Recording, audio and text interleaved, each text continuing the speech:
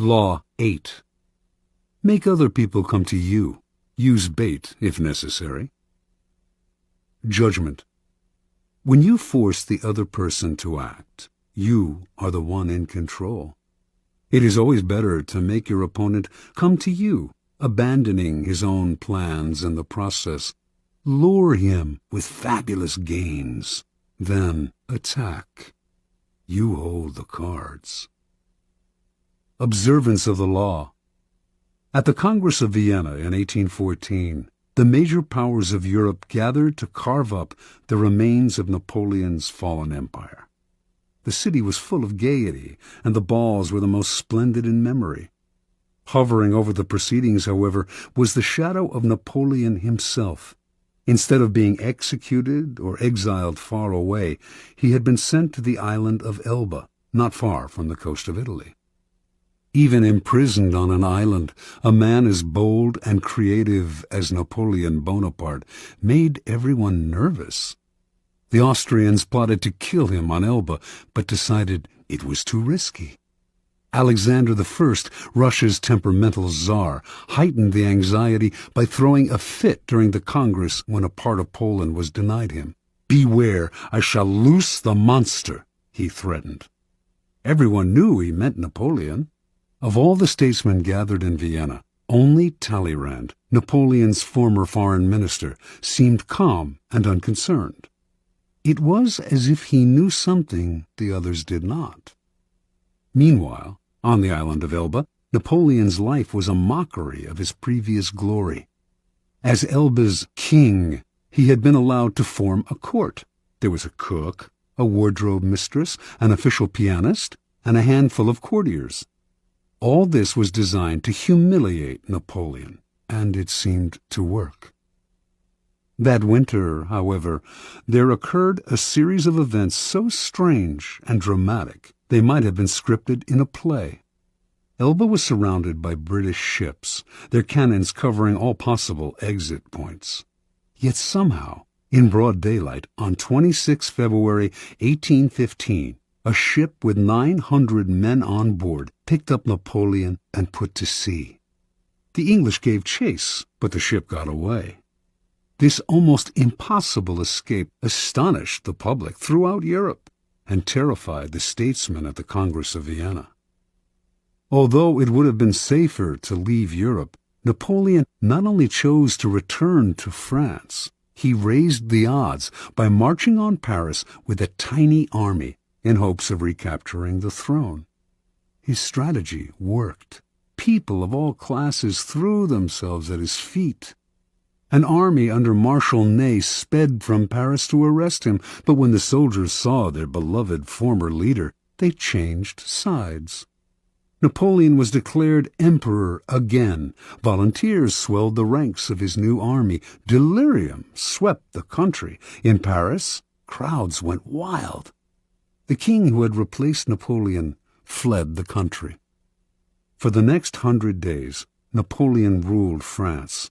Soon, however, the giddiness subsided. France was bankrupt, its resources nearly exhausted, and there was little Napoleon could do about this.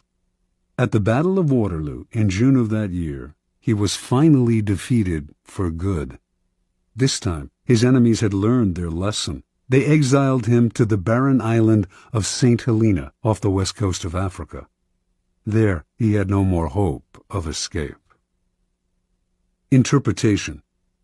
Only years later did the facts of Napoleon's dramatic escape from Elba come to light. Before he decided to attempt this bold move, visitors to his court had told him that he was more popular in France than ever, and that the country would embrace him again. One of these visitors was Austria's General Kohler, who convinced Napoleon that if he escaped, the European powers, England included, would welcome him back into power.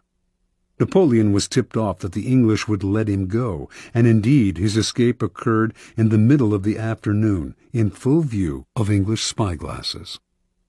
What Napoleon did not know was that there was a man behind it all, pulling the strings, and that this man was his former minister, Talleyrand. And Talleyrand was doing all this, not to bring back the glory days, but to crush Napoleon once and for all. Considering the emperor's ambition unsettling to Europe's stability, he had turned against him long ago. When Napoleon was exiled to Elba, Talleyrand had protested. Napoleon should be sent farther away, he argued, or Europe would never have peace. But no one listened. Instead of pushing his opinion, Talleyrand bided his time. Working quietly, he eventually won over Castlereagh and Metternich, the foreign ministers of England and Austria. Together, these men baited Napoleon into escaping. Even Kohler's visit, to whisper the promise of glory in the exile's ear, was part of the plan. Like a master card player, Talleyrand figured everything out in advance. He knew Napoleon would fall into the trap he had set. He also foresaw that Napoleon would lead the country into a war which, given France's weakened condition, could only last a few months. One diplomat in Vienna, who understood that Talleyrand was behind it all, said, "He has set the house ablaze in order to save it from the plague." Keys to power. How many times has this scenario played itself out in history? An aggressive leader initiates a series of bold moves that begin by bringing him much power. Slowly, however, his power reaches a peak, and soon everything turns against him. His numerous enemies band together, trying to maintain his power. He exhausts himself going in this direction and that, and inevitably he collapses. The reason for this pattern is that the aggressive person is rarely in full control. He cannot see more than a couple of moves ahead, cannot see the consequences of this bold move or that one, because he is constantly being forced to react to the moves of his ever-growing host of enemies, and to the unforeseen consequences of his own rash actions. His aggressive energy is turned against him. In the realm of power, you must ask yourself, what is the point of chasing here and there, trying to solve problems and defeat my enemies if I never feel in control? Why am I always having to react to events instead of directing them? The answer is simple. Your idea of power is wrong. You have mistaken aggressive action for effective action. And most often, the most effective action is to stay back, keep calm, and let others be frustrated by the traps you lay for them, playing for long-term power rather than quick victory. Remember, the essence of power is the ability to keep the initiative, to get others to react to your moves, to keep your opponent and those around you on the defensive. When you make other people come to you, you suddenly become the one controlling the situation, and the one who has control has power. Two things must happen to place you in this position. You yourself must learn to master your emotions and never to be influenced by anger. Meanwhile, however, you must play on people's natural tendency to react angrily when pushed and baited. In the long run, the ability to make others come to you is a weapon far more powerful than any tool of aggression. Manipulation is a dangerous game. Once someone suspects he is being manipulated, it becomes harder and harder to control him.